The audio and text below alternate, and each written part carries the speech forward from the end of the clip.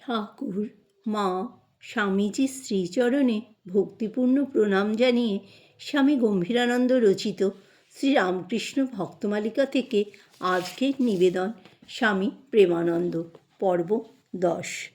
স্বামী প্রেমানন্দের চরিত্রের একটি বিশেষত্ব ছিল শ্রী শ্রী মাতা ঠাকুরানীর প্রতি তাহার অসীম ভক্তি শ্রদ্ধা। মায়ের আদেশ ভিন্ন তিনি কোনো বিশেষ কার্যে অগ্রসর হইতেন না এবং মায়ের আদেশে সমত পরিত্যাগ করিতে সর্বদা প্রস্তুত থাকিতেন। শ্রী শ্রী মাতা ঠাকুরানীর সম্বন্ধে তিনি এক পত্রে লিখিয়াছিলেন, শ্রী শ্রী মা মনুষ্যদেহ ধারিণী হলেও তার অপ্রাকৃত ভাগবতী তনু, জীবের কল্যাণের জন্য মনুষ্যবৎ লীলা করছেন। আর বলিতেন, শ্রী শ্রী মাতা ঠাকুরনকে দেখছি ঠাকুরের চেয়েও আধার বড়, তিনি শক্তিস্বরূপিণী কিনা তার চাপবার ক্ষমতা কত। ঠাকুর চেষ্টা করেও পারতেন না, বাহিরে বেরিয়ে পড়ত, মা ঠাকুরনের ভাব সমাধি হচ্ছে, কিন্তু কাহাকেও জানতে দেন।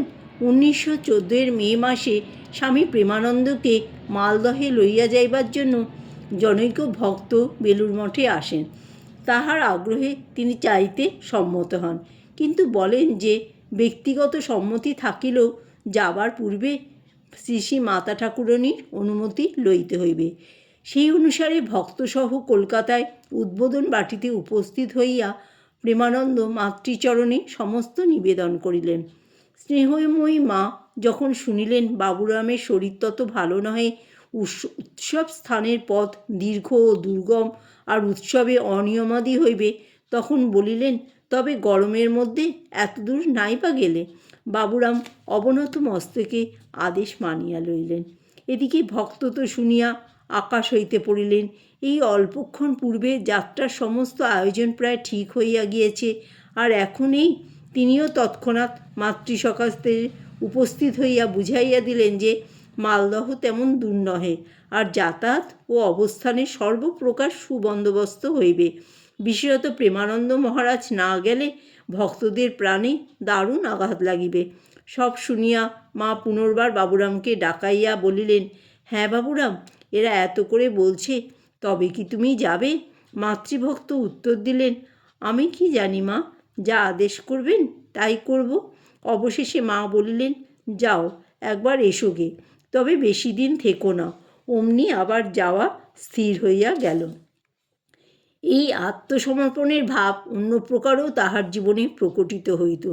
মঠে তিনি বাস করিতেন শ্রী শ্রী ঠাকুরেরই নির্দেশে, তাহার আদেশ ভিন্ন কিছুই করিবার উপায় ছিল না। সেই আদেশ শুধু হৃদয়ে সূক্ষ্ম অনুভূতিরূপে নামিয়া আসিত না, স্থল বিশেষে নির্দেশ দেবার জন্য বিগ্রহ ধারণ করিয়া ঠাকুর সম্মুখে উপস্থিত হইতেন। একবার মঠ পরিচালন সম্বন্ধে গুরুভ্রাতাদের সহিত মতান্তর হওয়ায় তিনি অন্যত্র গমনের সংকল্প লইয়া মঠের ফটকের দিকে অগ্রসর হইলেন। সঙ্গে মাত্র পরিধেয় বস্ত্র, গামছা আর একখণ্ড কাপড়। কিন্তু যেই ফটক পার হইয়া পা বাড়াইবেন, অমনি দেখিলেন ঠাকুর তাহার কন্দস্থিত গামছা ধরিয়া আকর্ষণপূর্বক বলিতেছেন, যাচ্ছ কোথায় চাঁদ? আমায় ফেলে যাবে কোথায়?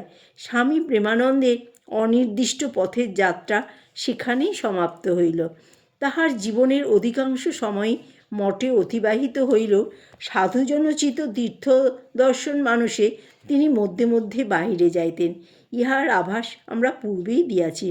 আচার্য বিবেকানন্দের দেহত্যাগের পর কয়েক বৎসর মঠে কাটাইয়া তিনি 1906 খ্রিস্টাব্দে পুরীধামে যান।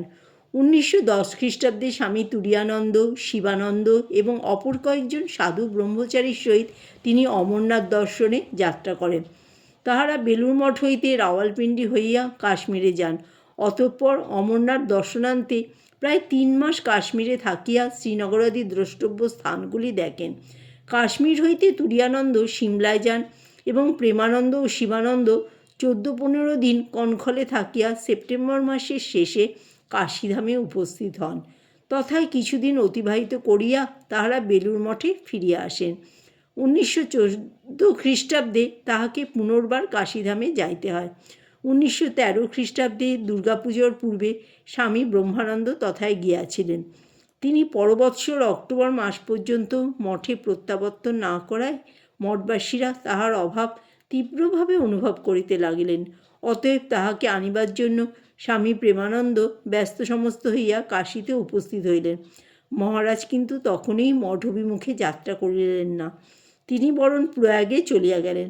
অগত্যা প্রেমানন্দজিও তাহার অনুসরণ করিলেন। সেখানে 3 দিন কাটিয়া গেলেও মহারাজের বেলুড়ে আসবার কোনো লক্ষণ না দেখিয়া প্রেমানন্দ আর নীরব থাকিতে পারিলেন না। চতুর্থ দিবসে তাহাকে সাষ্টাঙ্গ প্রণাম করিয়া বলিলেন, মহারাজ, তোমায় মঠে যেতেই হবে। বয়োজ্যেষ্ঠ ভ্রাতার এবং প্রকার বিনয় ও কাতরোক্তিতে অপ্রস্তুত হইয়া ব্রহ্মানন্দ শশব্যস্তে চেয়ার ছাড়িয়া উঠিয়া বলিলেন, ও কি বাবুরামদা, ও কি, ওঠো ওঠো। বাবুরাম মহারাজ তদবস্থা থাকিয়াই পুনর্বার আকুল আবেদন জানাইলেন। অবশেষে ব্রহ্মানন্দজিকে বলিতে হইল, বাবুরামদাও, ওঠো ওঠো, আমি যাব। পরদিন সকলে মঠে রওনা হইলেন। এখানে পাই অনুপম গুরু ভ্রাতৃপ্রেম আর ততোধিক অতুলনীয় অধ্যক্ষের প্রতি আনুগত্য। রামকৃষ্ণের সংঘের ইয়াই ভিত্তিভূমি। পরবৎসর প্রেমানন্দজি নীলাচলে যাইয়া কয়েক মাস মহারাজের সহিত কাটাইয়াছিলেন। 1916 খ্রিস্টাব্দের শেষে তিনি শেষবারের মতো কাশীধামে গমন করেন এবং 1917 খ্রিস্টাব্দের প্রারম্ভে বেলুড় মঠে ফিরিয়া আসেন। এছাড়াও মঠ জীবনের প্রারম্ভে কোনো এক সময় তিনি স্বীয় জননীকে লইয়া রামেশ্বরাদি তীর্থদর্শন করিয়া আসিয়াছিলেন। এইভাবে তিনি ভারতের প্রধান তীর্থগুলির প্রায় সমস্তই দর্শনপূর্বক স্বয়ং তৃপ্তিলাভ করিয়াছিলেন এবং স্বীয় সাধুত্বের স্পর্শে তাহাদেরও তীর্থত্ব সম্পাদন করিয়াছিলেন। জয় ঠাকুর, জয় মা, জয় স্বামীজি।